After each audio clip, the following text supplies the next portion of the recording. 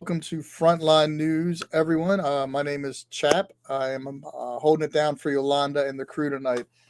They are actually out on the street, on the front lines, serving the homeless community or people experiencing homelessness, I prefer to say, and meeting some needs. So me and Miss Ashley Esposito are here to fill in and hold it down and give you some news from the front lines. If you're not familiar, my name is Chaplain David Lovelace, affectionately known across the hood as Chap. I'm a full time volunteer chaplain for Baltimore City. I'm a professional volunteer, part time, full time, part time actor. And if you're an actor in the industry, you know what that means.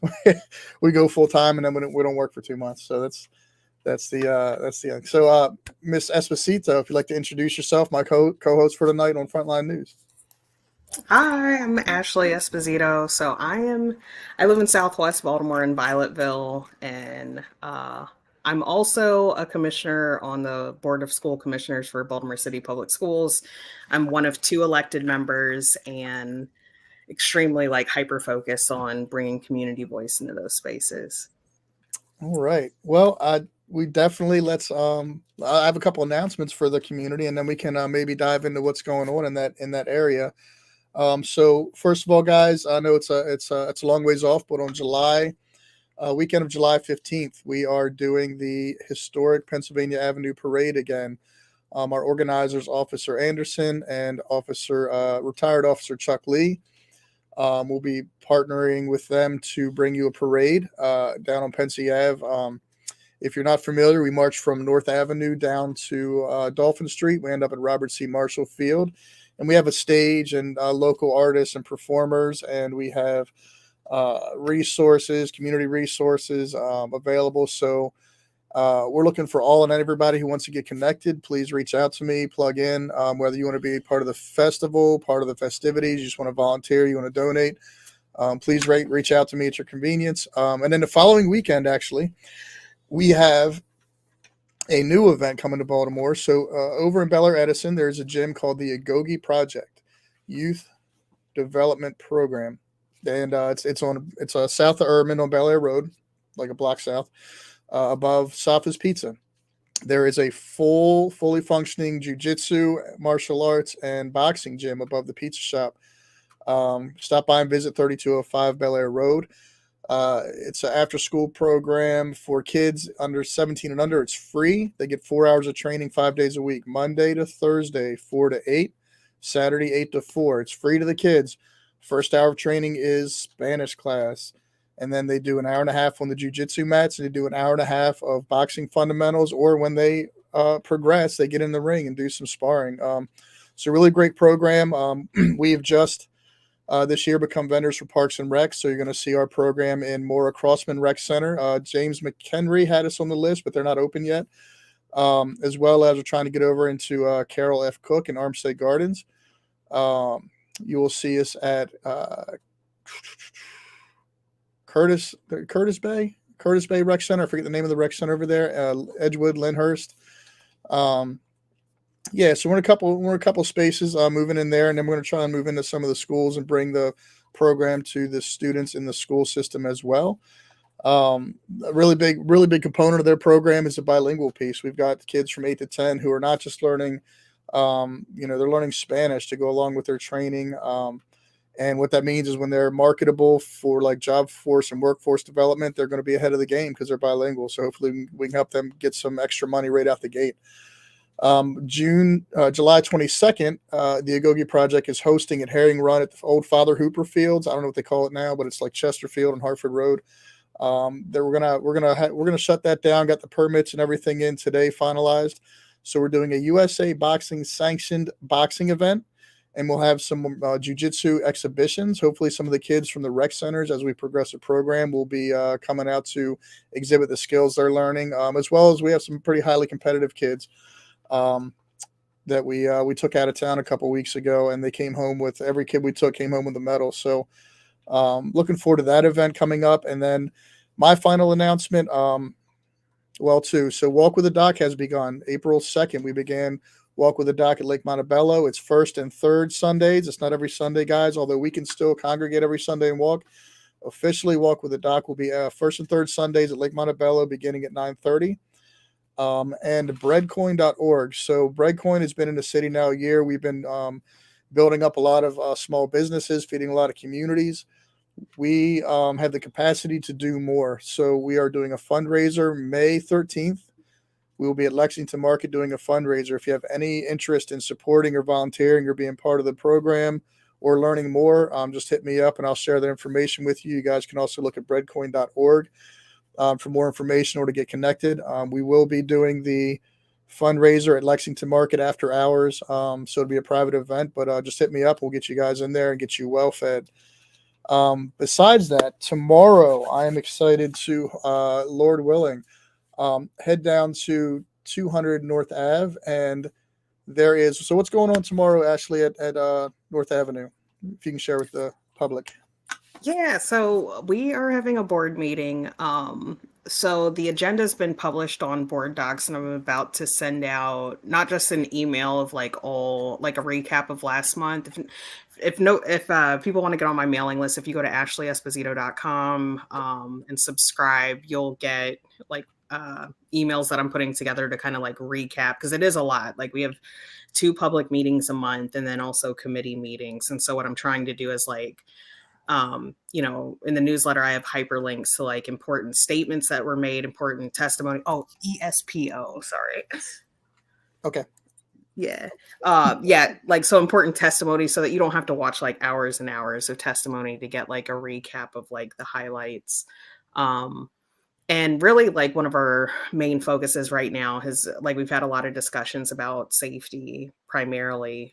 Several of us feel that we need to like have a space where we actually discuss the incidents that have occurred and how many students that we've lost. Because I mean, we do have like a moment of silence during meetings, but that's like not enough, nowhere near enough. And It's been a lot lately. Yeah. I feel like since Isaiah at Patterson kind of triggered a chain of events that it seems like it's been back to back. Yeah, and I know a lot of people have felt like we haven't been as present, but what has actually happened is, for example, Kwame, who is a longtime teacher at Patterson, was at Patterson. Yeah, Andrew Coy was at Patterson a lot, and at Digital Harbor. So we were like, we do show up in places, but we don't necessarily like use it as like a photo op, which I think is the better approach. Like I didn't feel comfortable going to Patterson because I don't have relationships there, and I don't feel like I appreciate that because people Yeah. do and people did. So I have relationships at Patterson. I can't say I'm in there every week, but I have, in the background, I'm working with a lot of people like Kelly OG, Jay Litza Padro. Those are my 2 main connects. I love them guys. And then Cesar's around the corner. He serves a lot of the students. I see a lot of the kids in his cafe. Even today, bought some kids some pizza from Patterson. So I will say that being plugged in that community, I appreciate and respect and value that. So I thank you for that. But understand that people do just show up for the camera. Yeah.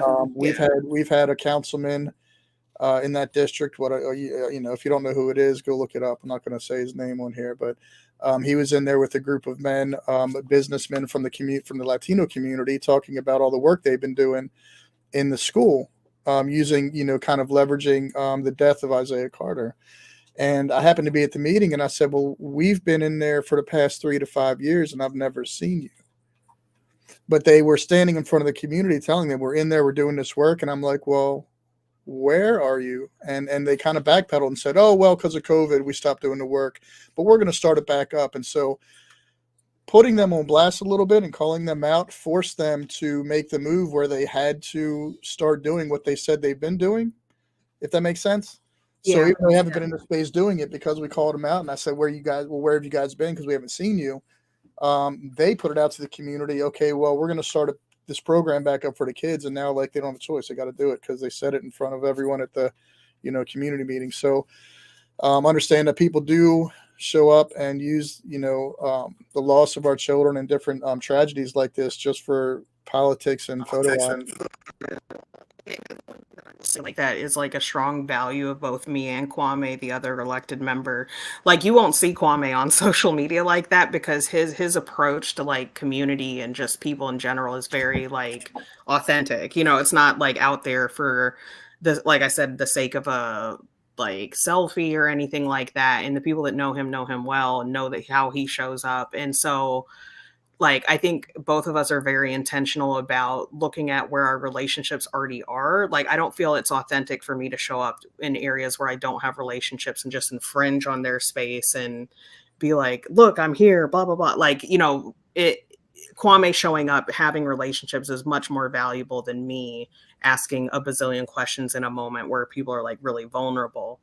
And I think that's kind of like what one of the challenges that we've had on the school board is explaining how we have value and how we do have relationships in spaces that aren't necessarily like I feel like the community members that we do reach are the ones that, you know, aren't credentialed or, you know, are in high spaces or valued in ways that you know, people are like, oh, I don't know that person. And it's like, I know them. No, and That I'll say too is that you guys don't necessarily, just because you don't show up doesn't mean you don't care and you don't want to help. You're just trying to find the appropriate path to do so, right? and we trust people that already have the relationships there. Like our relationships are tight enough with the people that they need to be tight with, that when it's appropriate for us to come in, they tell us when it, you know, I will wait for somebody's like green light. Like, yes, or this is a way that you can be helpful. And that's been a really important part of like how I've been serving, is allowing people from the community to tell me like what their needs are, not tell them what I think their needs are. I think that that's very backwards. And, you know, a big part of my agenda is like, you know, listening to people. That's a perfect segue, right? So, so if people don't know, I've spoken about it before a little bit on Donnie's show and on my show, but my show is usually about my guests, so I don't speak too much about it. But we close, so in Baltimore City, with all the other things that come with closing a school in a neighborhood, it's also a form of voter suppression. So sometimes people are like, oh, if you're not in that space, you don't, you know, if you're not in a space, you don't see that with a matter of weeks, homeless people are moving into those spaces. The playgrounds and like when you close a school, the playgrounds in those spaces, I clean them up. Quita cleans them up. Catalina Bird cleans them up. Donnie Glover cleans them up. Right. So we've been in these spaces picking up numerous amounts of needles daily, just around the playground.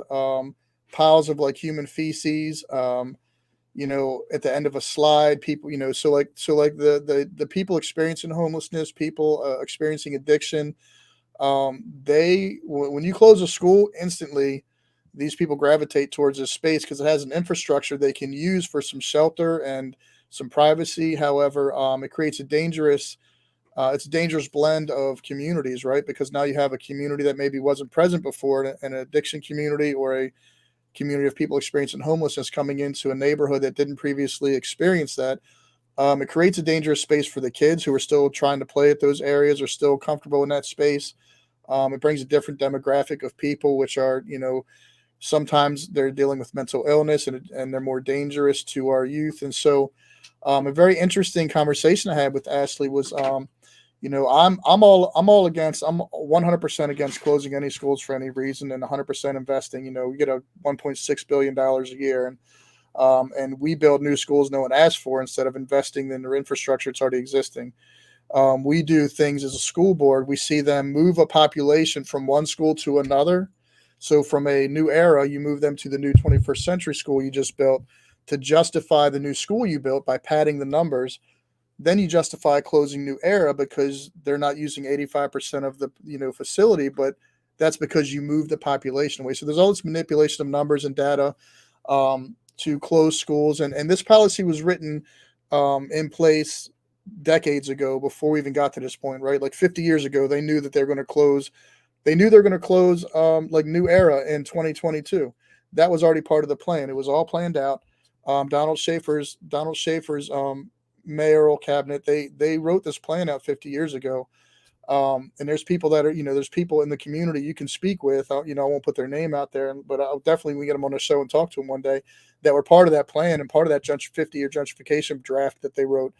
And now having a new one implemented and back in 2015 with Under Armour and Amazon, you know, so there's a 60-year gentrification plan where the same thing, they already know what schools are closing. They already know what properties going to who. they've already drafted and planned all this out.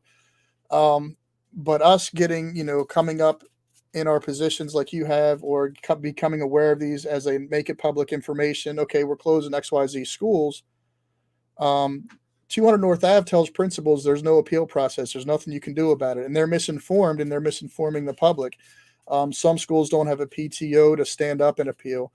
There's not as much community investment because they're already disenfranchised by the city's lack of investment in these areas, right? Or there's poverty community. And so an interesting point that you brought to the table that I'm going to echo tomorrow if I get the privilege to speak is that before we close any more schools, and this is Ashley's idea, guys. I just I don't know if I'm allowed to say that or not, but through our conversation, like this is what I picked up from you, is that we need to survey how closing these schools affects the community before we proceed and just shutting down more schools and creating more blight and creating more crime and creating more space for a negative negative things to move into those spaces where we used to have schools and stuff. So hopefully I'll be speaking on that tomorrow. So what else is on the table? Because I know I think you said they're speaking on public safety, which there's a lack of in our schools, obviously. One point being Isaiah Carter, who was this is my point that I didn't know him personally, but I know the people around him and the teachers and the students around him. I know that he was a 16-year-old JROTC student who was shot 50 yards between, and check this out, y'all. He could turn in any direction, and in 50 yards from where his life was ended, there was a school, there was a hospital, there was a rec center, there was a police precinct, and there was like 2 churches. All these places of trust surrounded where his life ended.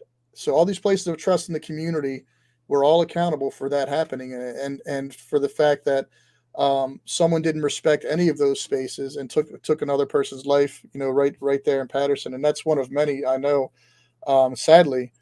But so public safety in the schools is an issue. And you chime in anytime, Ashley. I'll tell you real quick. One of my experiences, one of the safest schools, I volunteer in the schools.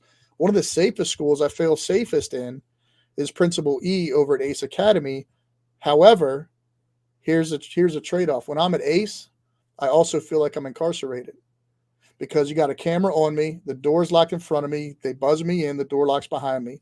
I go through a metal detector, and then they unlock the door in front of me, and then the door locks behind me. And then, then you have to go directly to these areas. And if anyone's ever been incarcerated, same thing. Those you're on camera. Those doors are locking in front of you, behind you. You have to walk in the line. You have to follow the yellow line. Like it's very much that prison to pipeline mentality. But kids aren't getting shot at Ace. So it's like, where's the trade-off? What's the balance, right? It's tough, man. It's really tough. And I kind of like the last board meeting, the end of last month, I kind of not like popped off, but like I was just so frustrated because one, I wasn't planning on attending the meeting because of self-care. And the reason why is because I attended a meeting where students who I've been working with for years, we were all in a meeting, like other board members too. And one of the students was either, I couldn't see them, they were off camera, but they were either crying or so shaken that it sounded like they were crying. And they said, I feel like y'all don't care about us. And I felt that so deeply because it is like, there's a lack, I think there's a disconnect of, yes, the school board is part of governance, right? Like our work is supposed to be somewhat boring, but there's a lack of urgency and heart in it. I think in this moment in the city that we serve, we need to really, if we're talking about equity, if we're talking about all these things that are supposed to be really tangible and correct past wrongs, it can't be what you're describing, just imprisoning all of our kids, or there being such a disconnect between the school and the community. Because I think that's the other thing that I think several of us are starting to realize is that the school system's definition of community is very different from ours. So a community is not just, developing community schools cannot be a strategy. especially if that strategy isn't adopted at the highest levels. We can't leave it up to schools, individual schools who are under resources and principals that are overworked, to develop and cultivate these relationships that also leave with them if they retire or, leave the school system completely. And that part of it for me is like very alarming. And I'm like, how do we make sure that we're able to, like, with our budget and with our policies, make sure that that type of environment is cultivated and fostered? But we have to change the culture of the school system as a whole, because even within our own operation, it is toxic. Yeah, Like, no, and I don't think that you can have community support and community schools in a dysfunctional environment. no, and that's what I was So going to comment on, is that the students feel disenfranchised, like the system doesn't care, because that's the narrative. Like I talk to a lot of OGs in the community, right? And one of the big things in Baltimore, especially if you're from Baltimore, when people find out you're from Baltimore, next question is, what school did you go to, right? And so when I'm out here with these OGs, man, and they're telling me, oh, I went to XYZ school, like I ain't never heard of it. You went where? Because historically we close the schools, we close them, close them, close them. So like the problem with that is there is no legacy, there yeah. is no valued traditions, there's none of that. So like, I know guys that are like super proud of their high school, and I never heard of that. You know what I mean? Like, because it Like closed. the erasure to me, even as somebody that's not from Baltimore City, like I am not from here, to make it clear. Like most people know that from the campaign, but I love this city. And like for me, the school closure process, like I recognize it as being violent, period. And then also seeing all these, like what you're describing, like the lack of like historical preservation, and the lack of, like, there's no, like, that in itself should be a priority above like a permanent school closure. Like when I see people wearing jerseys of schools that were vibrant, that were community focused, that had a legacy of their own, and to see that those schools no longer exist and that those people will never be able to send their grandkids there or their kids, like it's traumatic. And there's a book called, one of the books that's been brought up a lot in school board meetings that's been misrepresented, is Ghosts in the Schoolyard.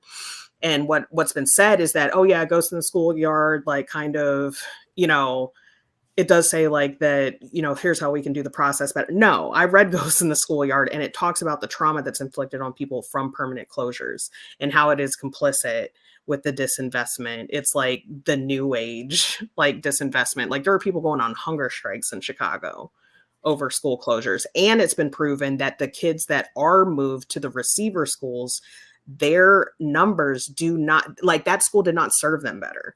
Like in fact, those Yeah. students, their attendance dropped, their performance dropped, and then there was another data point I'm gonna tell that you why too, right? Like dropped. another question I have for you, because you are part of the board, but for the board, like, why do we send our so like we send I don't understand how our school system works. Like when I was a kid, unless you went to an elite program like Poly, Mervo, City, you went to the neighborhood school, and now you got kids going to Reach Partnership from over west. And what happens is at the end of the day, I got a bunch of kids on Hill and Road at a bus stop, probably about 15, 20 kids. They're getting in fights with kids from the neighborhood because they're not from the neighborhood. They don't belong in Mhm. that neighborhood necessarily. And so now they're beefing and they're starting these big like brawls, because someone politically decided that we're going to cart 20 students from this area over here. Or for me personally, like, um, I'm not putting my son on public transportation, but he goes to school over off of South Dukeland behind Bard, right? So I live in Northeast Baltimore. So during rush hour, I have to drive all the way over west, which is like an hour in traffic, no matter how I go. Like I try to Yeah. cut through the city, shorten the ride, just to drop him off, almost an hour back. And then when I pick him up, same thing. There's a school rush hour. So it's an hour to pick up. So I'm 4 hours driving just so my son has good attendance. And I don't make, I'm not going to make it every day. And I'm someone who has a stable home. We have two parents in the house. I have a vehicle. You know what I mean? So like, people that don't have access to this stuff and then relying on public transportation. You got kids riding the bus for 5-6 hours a day just to go to school. Like, that is exhausting. It's exhausting. Yeah. It's exhausting. And like, and kids are defeated before they even get there. Yeah. And that's what's like, you know, a lot of people are like, oh, like, I don't see what somebody that's not from here would like add value to a school system that they didn't graduate from. But it's exactly that. It's like having fresh eyes to the system and recognizing that things, one, don't have to be this way. Like, I've seen models that are the opposite, like zoned schools, and also, you know, supporting zone schools in a way that it's equal. Because right now it is not equal. We have the school choice process, but there is a clear difference between the haves and the have-nots. And I see a lot of parents, you know, parents that I know how to manipulate the system from the time that their kids are in kindergarten to ensure that their likeliness of getting into poly or city is high. Good for them. And for the parents that are not in the know, or parents, like, you know, I've heard stories about kids that are undocumented or immigrants that come, or even move from other states that come to our school system and just go to the closest high school and then end up traumatized, you know, because they didn't know that our system was so out of whack. And there was a learning curve to enroll in our school system. So I don't understand the school choice process, and I don't understand like how on earth like that is supposed to be in line with equity work. And also, does anyone? Because last time I talked about it, Senator Antonio Hayes, delegate senator, whatever he does, state level, he was on there talking about how it all made sense on paper and data, and that was actually during the same week. So Donnie had me on the show because it was during the same week that a big fight broke out a couple blocks north of Reach at a bus stop where kids were waiting on the bus. And so that's why I bring that example up. It's because we had like a big fight with students that went to the high school over there, but weren't from the neighborhood, fighting with kids from the neighborhood. It just didn't. So you you putting kids in these dangerous situations, justifying it with data that you can't really explain, nor does it make practical sense. So I don't know, you know, at some point that'll be a question I'm bringing to the school board, but I definitely feel very strongly that it is a great plan to slow down closing our schools until we evaluate the effects on the communities, because I can tell you, boots on the ground, without a doubt. I hope I can find my pictures, not that they want to see them, but pictures of piles of crap on the playground at the end of a slide, pictures of open needles on the slide, at the end of the slide, on the ladders, like everywhere, like at the bottom of a swing, like picking up empty, like open heroin needles and fentanyl needles. Like, these are things that we've cleaned up at schools that have been closed less than 5 years.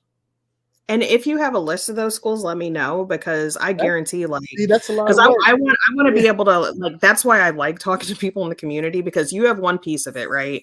And then my position on the board, I can go and look in our portfolio and see what the status is, and also put pressure and be like, why was why was this done? What is the maintenance? Right. Why not at least just slow down and survey, collect data on how it's affecting? Because I'll tell you how it's affecting it, but you're not going to believe me because you're not out there cleaning it up with me. So why don't we have a credible, authentic, someone you'll listen to, like Hopkins, come through and do a survey of a community, of a school that's recently closed, track that community for a couple years, and see how it's really affected. Because I'll tell you, it's negatively affected. And the one area that I've been pushing for to get answers to is nobody currently is tracking the impact that it has on the housing market. And because I know for a fact, like, me and my husband, like, we bought our house here because, like, well, one, Halloween was awesome, so that was like a selling point, but also, you know, we knew we wanted to have kids, and like having a school close by that was like, you know, at the time our niece and nephew were walking like a couple blocks up to go to our school. So how many times have schools been closed? And because it feels like once a school closure happens, then like city schools like washes their hands of it and nobody pays attention. It goes on the surplus list. Nobody cares. They don't even cut the grass. Let me tell you, they don't even, like, when I tell you my experience at Pinder Hughes off of Winchester, North Carrollton, we were cutting the grass with our own gas money, and we were actually considering paying somebody because it was too much. Because DPW, once it hit the foreclosed list, the grass was like shoulder high. Like they refused to cut the grass until they saw our tribe out there every single weekend, again, cleaning up poop, picking up needles, throwing out all the couches the homeless dudes were bringing in because nobody asked for that. And then cutting what we could with weed eaters and mowers, and like just like doing what we could to knock it down and try and create a safe space because the kids still want to use the playground, right? And so like multiple calls to the council people. Finally, I forget the councilman. I think it's District 7, but I'm not sure. But finally, after multiple calls to the council person, he got DPW to come out and start cutting it. But it was like like you said, they totally abandoned it, and it goes on a surplus list, and they don't care. Yeah, and then the housing market, like I guarantee, like I got to give big kudos to Stewart Hill Academy. Like they're on Instagram, Shay Strong, SHAASTRONG. Yeah, they fought like crazy to keep Stewart Hill Academy or Stewart Hill open, and so unfortunately they lost their appeal. But I think that this time, like this situation was very different because there's so many people that had past closures. There's more community support and community awareness of the school closure this time. And also like some folks from Utah Marshburn were a bit upset that they weren't really aware of the appeal process. And like you said, they were told it was a done deal. And I actually have been a bit livid because people are claiming that they don't present it that way. No, but we literally that the school board literally lies and tells the principal there is no appeal process. I don't know who's telling them that, but it is a lie. But that's the information being put out there. Like when I was at New Era volunteering, the first thing I said, "What's the appeal process? How can I help? We have resources." And she said, "Well, there is no appeal process." I'm like, I think there is. But me being misinformed at the time I was serving, she's like, "No, North Avenues came through and said, we're closing at the end of the year. Nothing we can do about it." I said, "Well, and I was like, well, who's in charge of the PTO?" And she's like, it was laughable because the communities aren't, parents don't have time or don't have a capacity in certain neighborhoods of a certain demographic. They're not invested or have time to invest in the school. Yeah. For working class neighborhoods, and working class in lower neighborhoods do not have the means to put that much time and effort into things like that. Like they can, but it's not as sustainable as it is in a community where there's a bunch of stay-at-home moms that are from affluent neighborhoods. That's the problem is that everybody's depending on the parents to do the heavy lifting, but also the principals and teachers are in an impossible situation because if they push back, their jobs are on the line. So their best bet is to comply because they potentially even if they don't get fired, they can be punished in ways of their placement. Let me ask you this, just so people are clear: your role is not paid. No. Okay. So let's make that clear. Your role as a school board commissioner is not paid. It is elected position. The others besides you and Kwame are appointed. Also, I'll make it clear, I applied for an appointment in the past. That is what drove me to run. I applied and I was told it's very competitive and that I wasn't necessarily qualified. And I disagreed because I don't think that. To the contrary. Huh? You're qualified. You're on the board. Yeah, it's pretty ironic that I ended up there after, because the worst thing you can tell me is no, especially when I see that a lot of people that have the same perspective of me are unheard. So yeah, the worst thing you can tell me is no. So I ran for it. I love it. No, I love it. And yeah, I will say that I will also say that it only takes one person. It only takes one parent, honestly. There's a lady over it in the Patterson area, John Rura area. Her name is Stacy Hubbard. And when she puts her foot to the gas pedal, ain't no stopping her. And she picks up people on the way, tells them, hop in, we're going. Another one is Denise Reed at Renaissance Academy. Denise Reed, she is a force of nature, man. She's also a guardian of Baltimore, inducted by the Peel Museum as a guardian. So she's one that steps into that role as a parent, and she's like that one singular person that really makes a difference in that school. So one parent that has the time, or one parent that's fed up, or one person makes like exponentially just changes the whole dynamic. It just takes one person. And then Yeah. once that one, like if I find out one person steps up, call me 443-653-7724. Call Chap, because if you're that person and you don't know where to begin, you need help, call me. Like we have those people. Like that's the tribe. That's what we do. Is that we stand in the gap.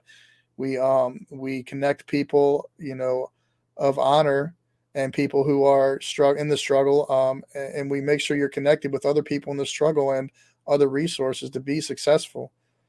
So like Ashley said, when they tell you no, give us a call, because we Yeah. we And love I we love that. Oh, we can't. You can tell me more what I can't do. Oh, no, no. I was just gonna say, like, the other interesting thing that I feel like where is like a biggest, like where most of the tension is that there is a defensiveness within the school system to admit that there's a struggle. Like, I mean, even if you look at the social media feed, it's nothing but like, this is city schools is perfect. Look at what city schools is doing, blah, blah, blah. Like, which is great. Like, I applaud highlighting like successes, but I also recognize that those successes are to that individual student, not necessarily systemic, right? Because where there is a student that is succeeding, there is also one having a terrible outcome, or how much work or how much funding is needed to go to the re-engagement center to make sure that they can serve every kid that needs their resources versus an affluent school like City and Poly, like having all the bells and whistles. Because that was a discussion that I heard between the students, is them, one, recognizing how differently their schools were serving them, but also them trying to understand why these students are not respected enough to receive the same, versus like hearing the youth talk is like mind blowing to me, because Which they get it on a different level. And if they were managing the budget, like I would be in support of like where they think our focuses should be 100%. April 19th, right? April 19th, guys. I forgot to make that announcement. April 19th, 5:30 to 7:30. The youth Yep. will have a chance to speak to the Board of School Commissioners. It's called the Family and Community Board Forum, and they're looking for youth to speak. And I'm looking for the youth to speak up, man. Like, it's one thing for these ideas to come from me or Ashley. They're used to us shaking the tree. They're used to us pushing back. But when a young person, there's so much value in a young person who can step up and echo these ideas, or bring your own ideas and say, this is how I feel. This is a problem, because no one can tell you or control how you feel. And if you don't feel safe, and you do feel like you're being disinvested in, and you do feel disconnected, however you feel, come share that with the school board and demand that they do better. Like, that's what we're here for, guys. And just so you know, in the comments, I put the link to the show. And if anybody wants to hop on and be a part of the conversation, please join us and hop on. But yeah, we're talking a little bit about some of the front lines. Ashley's on the front line of the the school policy. She's in the meetings. She is our newly elected board member, representing the community. I think it's I don't know if you want to talk about I don't know. I just want to say it because it's Well, like well, it's dope. I'm trying to find a link, because there's also a survey for students, Okay. um, to answer questions about safety, and it's focused on the most impacted schools, obviously. But I do think it's important to have as much data as possible, not just the people that are always plugged in. Yeah, Um, and understand, guys. Like, I'm just learning about these meetings, and I've been serving the community for decades. And I'm just learning about these meetings, and I feel it's important tomorrow for me to go speak, if I get the opportunity to, and also understand that they have to, like, they work for us. Everyone in these positions of alleged authority, understand that, like, the council people, the mayor, the board of commissioners, they're not leaders. They're not leadership to be looked. They're not to be looked on as leadership. Like, we are the leaders. They are public servants, and they serve us. They serve the leaders. Understand we're the leaders. Understand that they think that they're the leaders. And when we take back our power from them and we demand them to do what we want them to do because they serve us, that's threatening to them. And when we inform the community and we educate the community and we empower the community in these ways, they are threatened and they feel like the community is weaponized against them, right? So I just want to put that out there, is that they should feel like that, because they need to be reminded that they serve us and that we, if you're watching this show, you're a leader. If you come out to speak tomorrow, like at the meeting, like, you are a leader, and they do answer to us, and sometimes they need a gentle reminder. And also, like, I'm very clear that not everybody can attend a board meeting. First of all, the beginning, like, full disclosure, the beginning of our board meetings are not necessarily board business. A lot of it is like, like we have JROTC, like, doing their process, their display. I forgot what it's called. I'm terrible at that. We'll also just posted the link in comments, so if anybody wants to take a look at the survey, yeah. for the school And committee. then there's another process where we're like talking about things that aren't necessarily like the business of the board. So the board business doesn't come until later in the meeting. And sometimes people cannot stay that whole time. So, people will end up leaving by like 8 o'clock, and then from 8 to 10, then a lot of the board business happens. That is So by design, right? It's by design. yeah, but if you ever need anything, like, I will put my email out there, reach out to me. I've had phone calls with parents and students and people that just don't feel like they're either being heard or disregarded, or don't have access to those spaces that they're told to participate in. Because a board meeting, unless you have like childcare, transportation, and time to be there, it is a challenge. So What's reach an out to me what's an anytime. appropriate email for you? I'm trying to put my school board one in the chat. Oh, here's my school board one, but also I have a private email, espositoforboard@gmail.com. But yeah, reach out to me anytime if you have any issue. Like, I mean, people are calling me for all types of stuff, like whether it's safety transfers or issues, um, And let me re-engagement, say this too, like, because you which mentioned that, the safety transfers, there's also a lot of safety issues that don't come up for whatever reason. I'll tell you that personally experienced over on the west side. A student, a female student, had a male student, and this was young. This was like third grade, second grade. Because I volunteer, because I'm a volunteer with the police, I have relationships with school police. So a young student in like the second grade, another student put a pencil through her hand, oh my God. and that student, both students were in the classroom the next day. Like, there was no transfer, there was no safety measures. The people involved, and sometimes the principals, don't report things like this because they have numbers they're answering for. So, like, students won't get suspended for certain things because it looks bad on the school, or the principal is going to be, there's some kind of like negative incentive if he reports, if there's too many people getting suspended or expelled. Now, I don't know the parameters for this, but I do understand that not everything gets reported. And so, like, as unsafe as our schools are, they're actually more unsafe. They're just not reporting stuff. Even to the point where there was a 14-year-old student who was raped by a 18-year-old student in the school, which did not get reported, and the video was deleted because of fear of the repercussions, consequences at an administrative level. So these things happen, and these are happening behind closed doors. These are happening because we're not in these meetings, we're not communicating, we're not plugged in.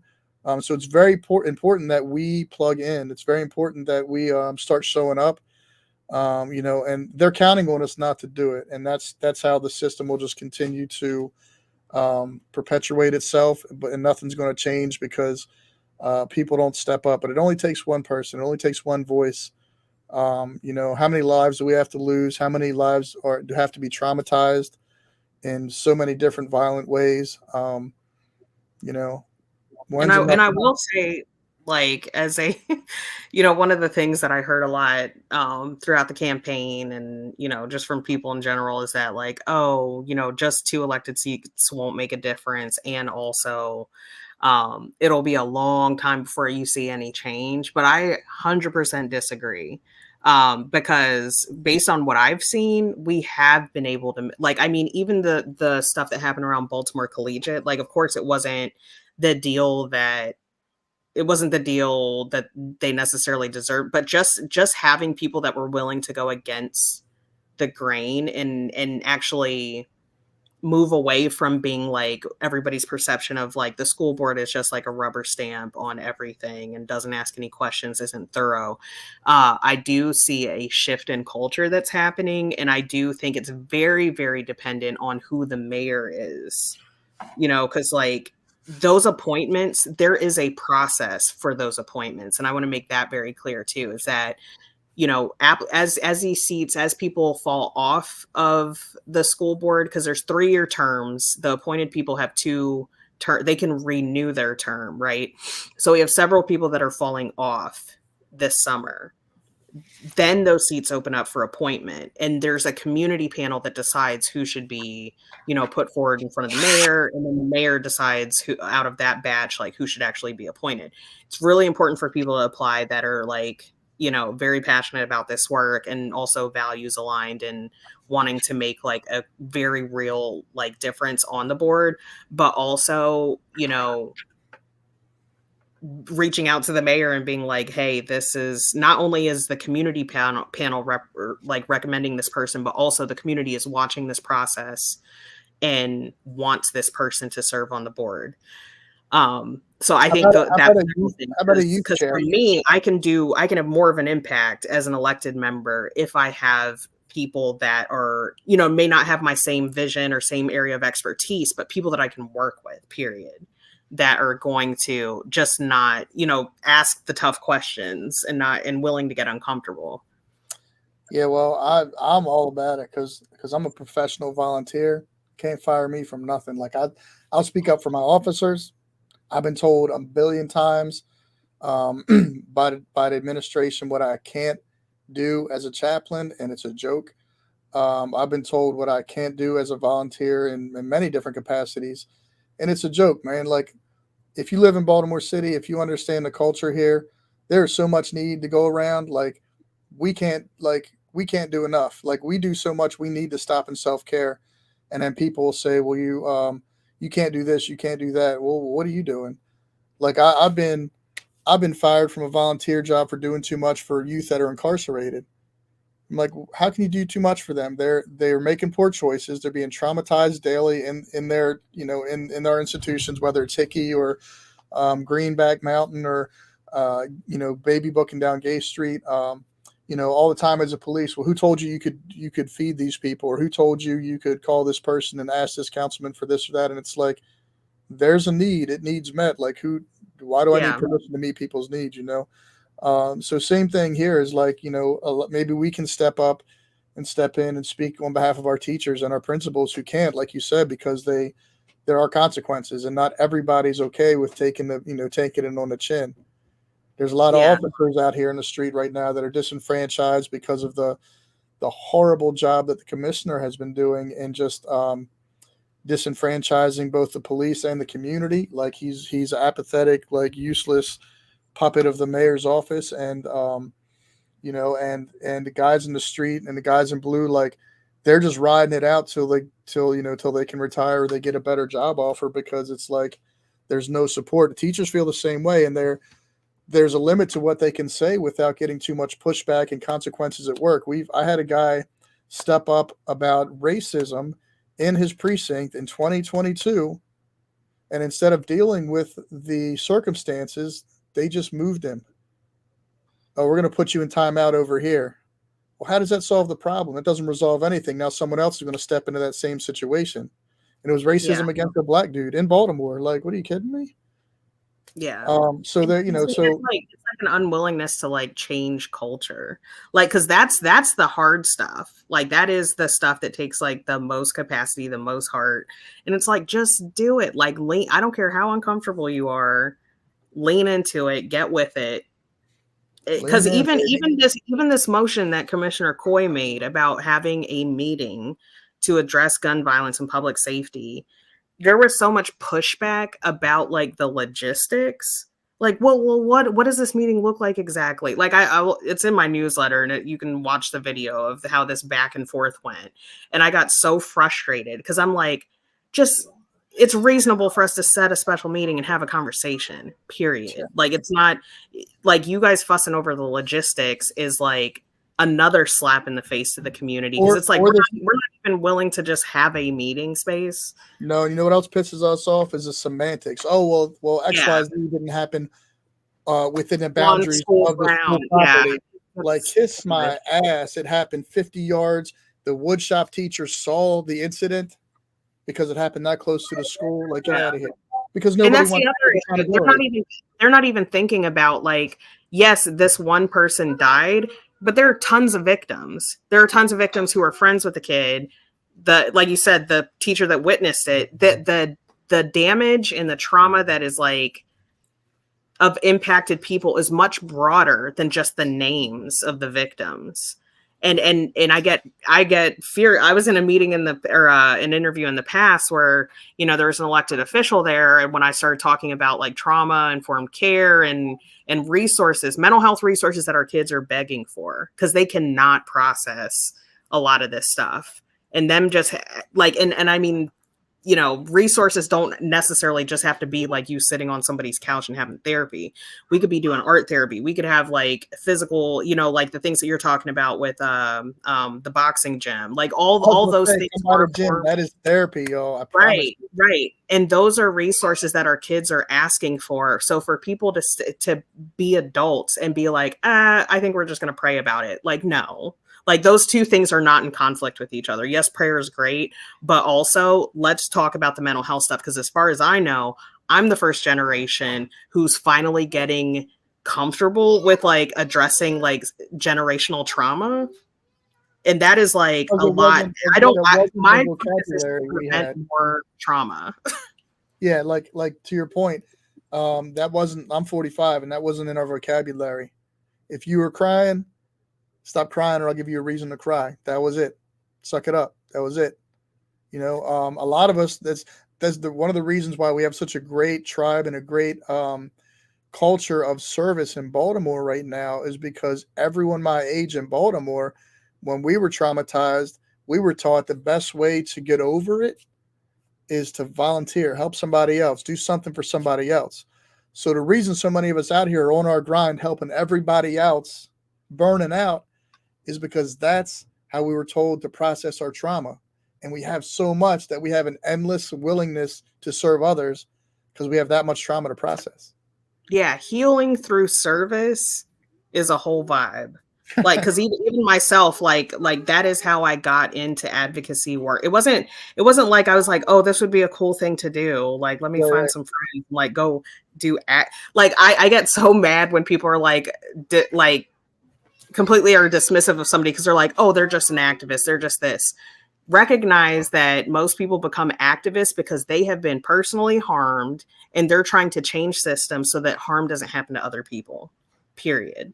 Whether it's like volunteering in a mutual aid way or whether it's in policy work, the squeaky wheels show up in that way because we have been traumatized. So, you know, call me an activist, call me like whatever, like it's just so dismissive. It's like they say it like it's offensive and it's like, thank you. But yeah, like that is part of it. But I want to get to a place where kids don't have to pour themselves into service because they've been traumatized. I want conditions to be in such a way that we have less traumatized kids that have to heal from their childhood. I'm with it. So we have 2 minutes, Ash. I got to hop on. We got another show coming up with a young lady, Aaliyah Clinton. She's an MSU grad. I think she graduated this month. She graduates this month. She's a chemist, entrepreneur. We're going to be speaking with her for the next hour on Shared Space. Guys, plug in. Tomorrow night we have a meeting at the school board. We have Bayview Southeast meeting at the precinct. If you guys can stop by there. Albert, if you can make it over to the Southeast Police Precinct, if you need a ride, I got you. I'm going to be at the school board, but I'm going to try and make my way over there for the community meeting, even if I can't get there. You should definitely be there and tell them what you've been doing Southeast. But guys, we got a couple minutes left. Any last words, Miss Esposito? I just want to thank you for letting me rant a little bit. It's been definitely been a challenge proving that I belong on the board because of the culture and We perception of voted for you. You belong, hands down. right, There's nothing to right. prove. Nothing to Yeah. prove. Nothing. Yeah. Yeah. Yeah. So but to change the culture of people that have been operating, like there are some board members that have been supportive of me and how I've been showing up and clear about, you know, my intentions, which has been great. Like it's great to have some allies, but I want them to have the same sense of urgency, like I said, and I do think the more community support that we have, like, and people showing up or reaching out to tell me these stories, and also if you ever reach out, just know that it's confidential unless I have to connect you with like a resource or something. And for me, like hearing what's happening in the community or seeing it with my own eyes and being able to address like policy or operations issues is valuable to me. So I don't care what your education background is, what your credentials are, or any of that foolishness. I'm here solely to listen to the people in the community. That's it. And She's not act on it. lying because I barely have Yeah. a high school diploma, and she talks to me. And thank you for your availability. And definitely, we need to get you back on talking with the host of the show, Yolanda Pulley. Because Absolutely. Yeah. you know Yolanda. Yeah. Okay, so yeah. I talked to her So this fall, definitely, and it's ironic that we're seeing the things that we're saying given the so conversation we had. we're holding down her show for her tonight. So hopefully, you can get back on her show and talk with her. Thank you guys. Stay tuned. We're going to have a great show with Laquita Chansey from Smaltimore Homes coming up next. And thank you guys so much for checking in. Al, I'm gonna text you, Albert. See if we can get you a ride. All right, love you guys. Thank you, Ashley, for your time tonight. Appreciate you, love. Have a good night.